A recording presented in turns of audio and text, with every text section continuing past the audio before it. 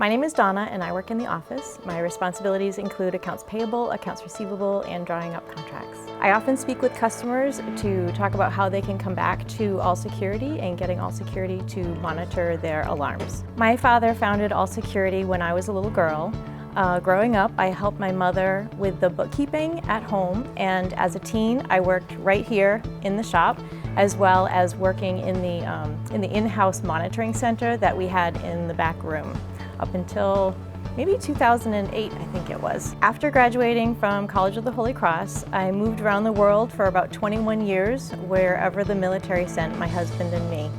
In 2015, when he retired, we moved back to Dartmouth, and in 2015 I came back to All Security to help my father prepare the business for sale. I stayed working for the next owner because I enjoy serving our customers. Many of them had trusted All Security for decades. I could see the dark place that person was taking this company, and I thought I could do my small part to make things right for our customers. My efforts did not prevent the sale of the alarms to other companies, and my hands were tied. Dave DeCamp bought this company just in time. He brought the focus back to customer service. I am happy that we were able to again provide the level of expertise the people of southeastern Massachusetts have come to expect from All Security.